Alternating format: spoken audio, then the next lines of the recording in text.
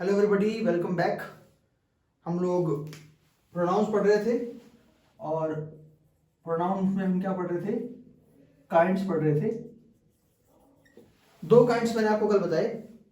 कौन कौन से? एक तो मैंने आपको बताया पर्सनल प्रोनाउन क्या होते हैं, फिर मैंने आपको बताया कि जनरल प्रोनाउन कौन सा होता है। ठीक है, आज हम जो है बात करेंगे नेक्स्ट काइंड की, third one, which is called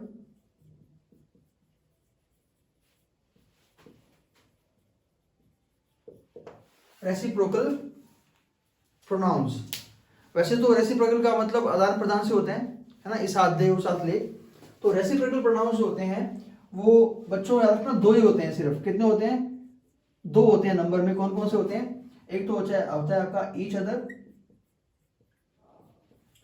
और एक होता है आपका one another. Each other and one another, दोनों का मतलब जो है ऑलमोस्ट सेम होता है, एक दूसरे को। ओके, किसको? एक दूसरे को। लेकिन इसमें जहां तक बात है यूसेज की, हालांकि कुछ ग्रामर बुक्स ऐसी हैं जो बताती हैं कि ये सेम है, इनको इंटरचेंजेबली मतलब एक दूसरे की जगह पे यूज कर सकते हैं। लेकिन यूसेज की बात करें या चाहे आप एसएससी के एग्जाम की बात करें, चाहे बैंक के एग्जाम की बात करें, तो इनमें थोड़ा सा अंतर है। वो मैं अंतर आपको बता देता हूं कि ईच अदर जो है उसका यूज हम किसके लिए करते हैं? दो व्यक्तियों के बीच में, दो पर्सन्स के बीच में जो इंटरचेंज होता है उसके लिए करते हैं। और वन अनदर का यूज जो है हम किसके लिए करते हैं? मोर देन टू पर्सन्स के बीच में जो आदान प्रदान होता है किसी भी चीज को लेकर, उसके लिए करते हैं। ओके, तो ये आप बेसिक बात याद रखिएगा। फॉर एग्जाम्पल अगर मैं बोलूं कि both of them helped one another,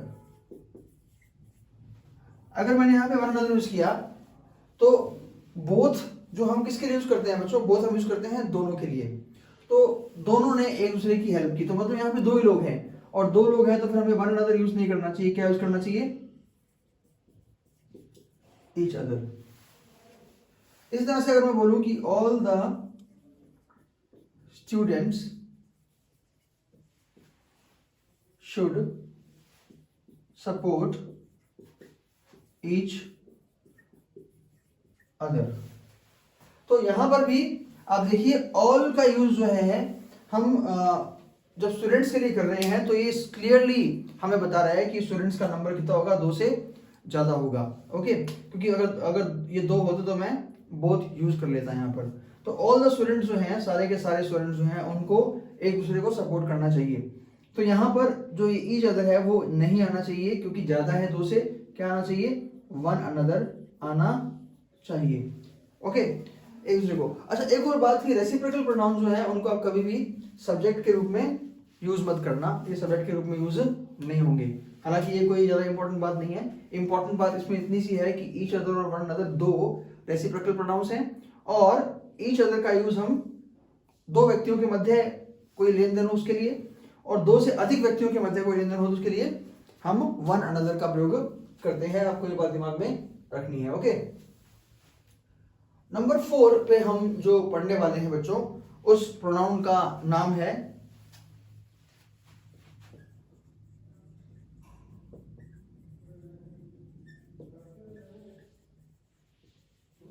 demonstrative. Demonstrative pronounce, ये कुछ डेमोन्स्ट्रेट करते हैं, कुछ प्रदर्शित करते हैं कि कौन सा वाला, यह वाला या वो वाला, ये वाले या वो वाले। तो मतलब इस तरह से ये डेमोन्स्ट्रेट करते हैं, कुछ प्रदर्शित करते हैं। और डेमोन्स्ट्रेटिव प्रोनाउंस संख्या में 4 होते हैं बच्चों। कौन कौन से होते हैं? This, that, these and those. अब आपको एक बात याद रखनी है कि चारों के चारों, ये सेम चारों वर्ड डेमोन्स्ट्रेटिव एडजेक्टिव्स भी होंगे। जब हम एडजेक्टिव्स पढ़ेंगे तो हम देखेंगे कि ये चारों के चारों फिर से आएंगे, परंतु फर्क क्या होगा? जैसा कि मैंने आपको कल भी बताया था पॉजेसिव केस के दौरान, कि जब इनके बाद में कोई नाउन आ जाता है तो ये एडजेक्टिव हो जाएंगे, और अगर इनके बाद में कोई नाउन नहीं आता है, कोई संज्ञा नहीं आती है, तो ये क्या बन जाएंगे? डेमोन्स्ट्रेटिव प्रोनाउंस बन जाएंगे। और जहां तक बात है इनके यूसेज की, तो रीड लेवल पे भी और फर्स्ट ग्रेड लेवल पे भी बहुत ज्यादा अपन को पढ़ने की जरूरत नहीं पड़ेगी। फिर मैं आपको बता दूं कि दिस और दैट, दिस और दैट का प्रयोग हम किसके लिए करते हैं? सिंगुलर के लिए करते हैं। किसके लिए करते हैं? सिंगुलर के लिए। और दीज और दोज का प्रयोग हम किसके लिए करते हैं? प्लूरल के लिए करते हैं। दिस और दिस किसके लिए आएंगे? प्लूरल के लिए। दिस और दैट किसके लिए आएंगे? सिंगुलर के लिए आएंगे। दीज, इधर से देखिए, दीज और दिस दोनों, ये दोनों के दोनों जो हैं वो जनरली नियर, पास की वस्तुओं के लिए आते हैं। और एक और चीज आप नोट कर सकते हैं कि अगर अपन समय की बात करें तो हम जनरली, अगर हमें प्रेजेंट में दिस और दिस में से और दैट और दोज में से चुनना पड़े तो हम दिस और दिस को प्रेजेंट के लिए चुनेंगे। और दैट और दोज को हम यूज करते हैं बच्चों किसके लिए? रिमोट के लिए। रिमोट का मतलब जो आपकी पहुंच से दूर हो। आप यहाँ पे नियर का अपोजिट फार नहीं लिखेंगे कि बहुत दूर कोई चीज होगी, तभी हम दैट और दोज यूज नहीं करेंगे। दैट और दिस जो दोज है उसका यूज हम तब कर सकते हैं जब कोई चीज हमारे पहुंच के बाहर हो। ओके, तो और एक और चीज, जब इसका प्रयोग अपन यहाँ प्रेजेंट में कर रहे हैं तो इसका प्रयोग किस में होगा? पास्ट में हो जाएगा। तो ये इनके यूसेज को लेकर कुछ बातें हैं। बाकी आपको इसमें बहुत ज्यादा डिटेल में जाने की जरूरत नहीं पड़ेगी। आप सिंगुलर के लिए दैट का प्रयोग नहीं कर सकते हैं, सॉरी, सिंगुलर के लिए आप दिस का प्रयोग या दोज का प्रयोग नहीं कर सकते हैं। और आप प्रेजेंट के लिए दोज का प्रयोग ना करें, दैट का प्रयोग ना करें तो बेहतर रहता है वैसे, लेकिन ये कोई कंपलसरी नहीं है। मेन बात आपको ये याद रखनी है, नियर और रिमोट और सिंगुलर और प्लूरल, ये आपको मेनली याद रखनी है बात, ये चार जो मैंने गोले बनाए हैं। ओके, तो ये बात थी आपके डेमोन्स्ट्रेटिव प्रोनाउंस की, जो कितने होते हैं संख्या में? दिस, दैट, दीज और दोज होते हैं। ओके, नाउ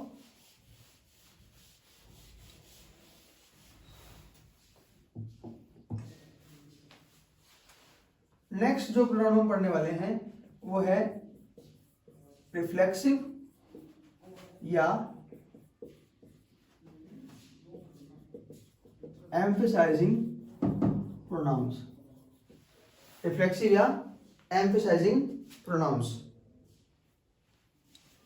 नाउ रिफ्लेक्सिव और एम्फेसाइजिंग प्रोनाउंस होते हैं, ये सेल्फ या सेल्व्स वाले प्रोनाउन होते हैं। सेल्फ या सेल्व्स वाले प्रोनाउन, जिनके एंड में सेल्फ या सेल्व्स लगा होता है, वो रिफ्लेक्सिव और एम्फेसाइजिंग प्रोनाउन होते हैं। हालांकि इन दोनों में अंतर है, अपन बात करेंगे अंतर की, लेकिन फिलहाल एक याद रखना बात कि आप ये दोनों ही प्रोनाउन के एंड में क्या लगा होता है? सेल्फ या सेल्व्स लगा होता है। अगर कोई सिंगुलर होगा तो उसके आगे सेल्फ लग जाएगा और प्लूरल होगा तो सेल्व्स लग जाएगा। फॉर एग्जांपल अगर हम फर्स्ट पर्सन की बात करें, आई, तो आई जो है उसका रिफ्लेक्सिव और एम्फेसाइजिंग प्रोनाउन क्या बनेगा? My self. अगर हम बात करें वी की तो उसका क्या बनेगा? Ourselves. उसके बाद यू आता है, यू का क्या बनेगा? Yourself. अब यहां पे एक छोटी सी चीज देखने की है कि यहां पर यू जो होता है वो सिंगुलर भी होता है, प्लूरल भी होता है, लेकिन रिफ्लेक्सिव और एम्फेसाइजिंग प्रोनाउन जो है उसमें सिंगुलर और प्लूरल दोनों अलग अलग होंगे। योर सेल्फ सिंगुलर और योर सेल्फ प्लूरल होगा। उसके बाद में ही की बात करें तो हिमसेल्फ, शी की बात करें तो हर सेल्फ, इट की बात करें तो इट सेल्फ, और दे की बात करें तो देमसेल्व्स। तो ये जो है आपके सामने रखे गए हैं, ये रिफ्लेक्सिव और एम्फेसाइजिंग प्रोनाउंस भी दोनों ही हैं। ओके, तो अब दोनों में अंतर क्या होता है, दोनों के यूजेस में अंतर क्या होता है, उसके लिए आपको इनके मीनिंग को देखना पड़ेगा। रिफ्लेक्सिव रिफ्लेक्शन से बना है, मतलब जब बात सब्जेक्ट पर रिफ्लेक्ट हो जाए। और सिंपल भाषा में बोले अगर, तो जब सब्जेक्ट अपने बारे में बात कर रहा हो या एक तरह से ऑब्जेक्ट के रूप में कौन आ रहा हो? खुद सब्जेक्ट ही आ रहा हो। उदाहरण के लिए, he killed himself। आपको मैंने बताया था कि जब आपको वर्ब के बाद दिया गया वर्ड व्हाट या whom का उत्तर दे तो क्या होता है? ऑब्जेक्ट होता है। तो यहां पर he killed whom, उसने किसको मारा? उसने खुद को ही मार दिया, तो ये ऑब्जेक्ट की तरह काम कर रहा है। और यहां पर ये जो he है, इसका एक्शन he पर ही रिफ्लेक्ट हो रहा है, खुद पे भी। अपन ये तो बोल नहीं सकते कि he killed him बोलेंगे तो उसका मतलब he ने किसी और को मारा है, लेकिन उसने खुद को ही मार दिया। तो जब यहां पर कोई दूसरा ऑब्जेक्ट नहीं हो, ये खुद ऑब्जेक्ट की तरह काम कर रहा हो, तो उसे रिफ्लेक्सिव प्रोनाउन बोलते हैं। क्या बोलते हैं? Reflexive pronoun. जब एक्शन से खुद सब्जेक्ट ही प्रभावित हो रहा हो, एक्शन को करने वाला ही प्रभावित हो रहा हो, क्योंकि ऑब्जेक्ट जो होता है वो एक्शन से प्रभावित होता है, और वो खुद ही अगर सब्जेक्ट प्रभावित हो रहा हो तो वो रिफ्लेक्सिव होता है। ओके, एक और बात आपको याद रखनी है, पहचान के रूप में बता रहा हूं कि रिफ्लेक्सिव प्रोनाउन जो होता है इसका प्लेस चेंज नहीं हो सकता, सॉरी, और ना ही इसे बिना सेंटेंस का मीनिंग चेंज किए हटाया जा सकता है। अब आप इस हिमसेल्फ को अगर यहां कहीं रखना चाहेंगे, स्थान बदलना चाहेंगे तो नहीं बदलेगा। आप इसको हटा देंगे तो सेंटेंस का मीनिंग चेंज हो जाएगा, यहां तो सेंटेंस का कोई मीनिंग ही नहीं रहेगा। ओके, तो रिफ्लेक्सिव प्रोनाउन के ऊपर ये बात लागू होती है कि रिफ्लेक्सिव प्रोनाउन ना तो इसका प्लेस चेंज होगा, जगह बदलेगी, और ना ही इसको हटा सकते हैं अपन। हटाएंगे तो सेंटेंस का मीनिंग क्या हो जाएगा, चेंज हो जाएगा, या फिर सेंटेंस मीनिंगलेस हो जाएगा। परंतु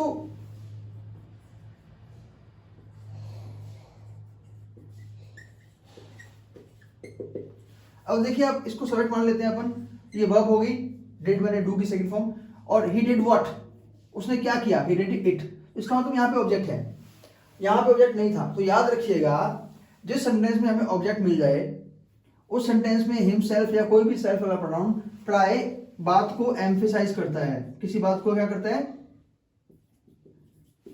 जोर देके कि भाई ये काम उसने खुद ने किया था, ही हिमसेल्फ डिड इट, ये काम उसने खुद ने किया था, किसी और ने नहीं किया था।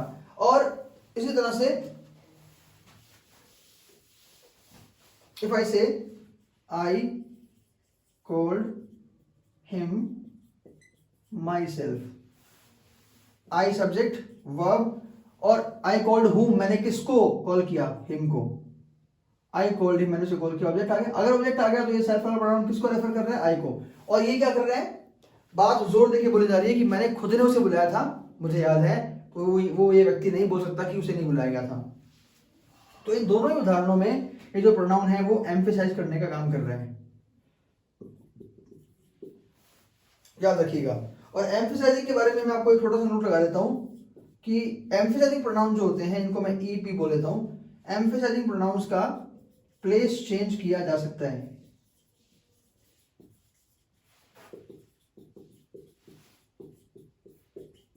ओके, इन्हें ऑब्जेक्ट के बाद, कहा, ऑब्जेक्ट के बाद,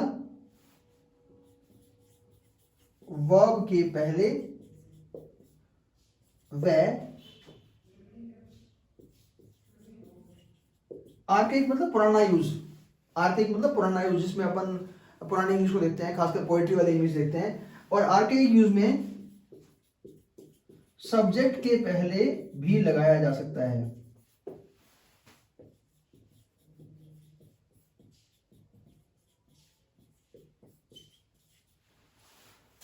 ये तीनों बातें अपन देख लेते हैं, और इनमें ऑब्जेक्ट भी होता है, आगे रखना। ये तीनों बात देख लेंगे तो आपको पूरी बात समझ में आ जाएगी। उदाहरण के लिए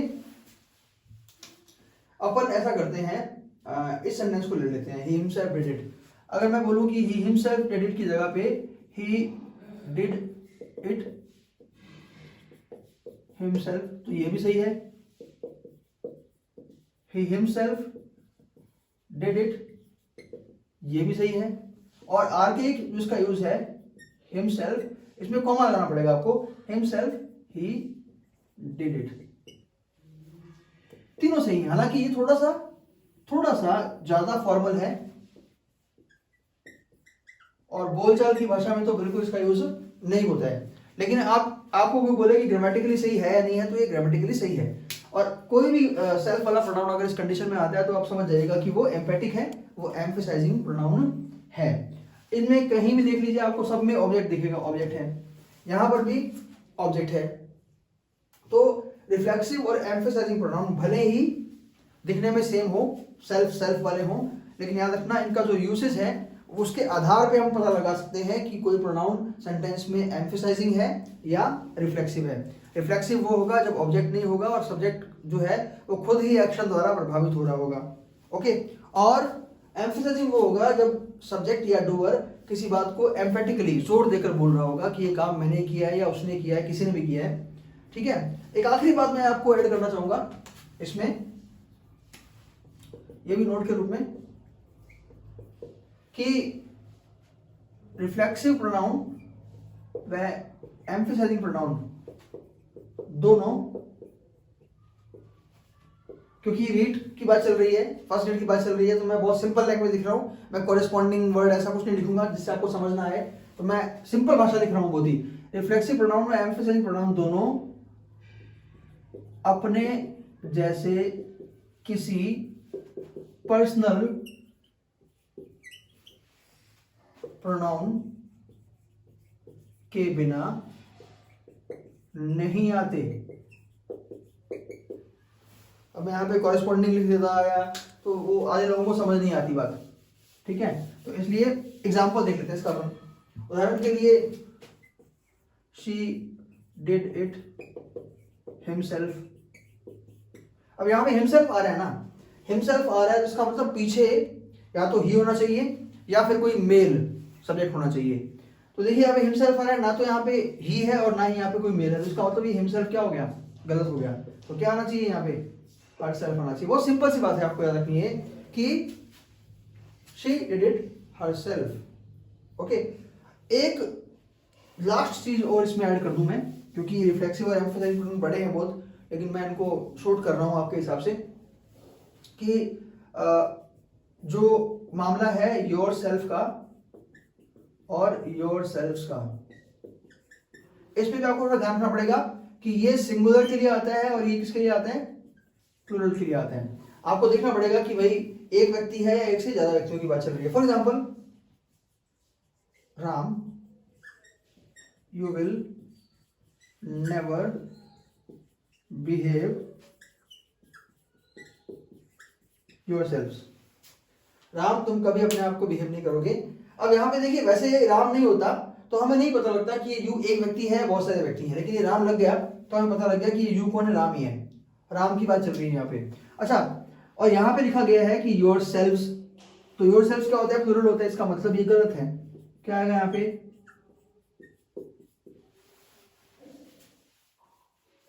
योर सेल्फ आएगा, क्योंकि राम सिंगुलर है, सिंगुलर के लिए सेल्फ वाला प्रोनाउन आएगा, सेल्फ वाला नहीं आएगा। एक और एग्जांपल देख लो इसका,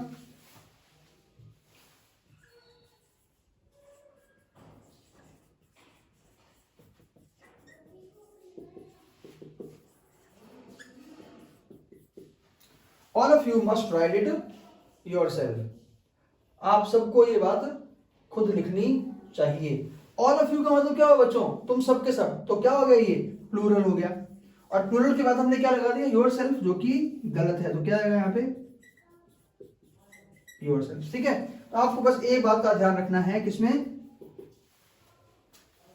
रिफ्लेक्सिव और एम्फेसाइजिंग प्रोनाउंस में, कि ये दिखने में भले ही सेम लगते हो, लेकिन ये सेंटेंस में जब आएंगे तभी हमें पता लगेगा कि ये रिफ्लेक्सिव है या एम्फेसाइजिंग है। पर हाँ, ये तय है कि ये सेल्फ वाले प्रोनाउन जो होते हैं वो रिफ्लेक्सिव भी होते हैं, एम्फेसाइजिंग भी होते हैं। आपसे क्वेश्चन पूछ लिया जाए कि प्रोनाउन छांटिए, जैसे रेट में पूछा जाएगा, तो रेट में अगर आपसे क्वेश्चन पूछ लिया जाए तो आप याद रखिएगा, सेल्फ वाले प्रोनाउन उसके लिए रिफ्लेक्सिव आता है तो भी सही है, और एम्फेसाइजिंग आता है तो भी सही है।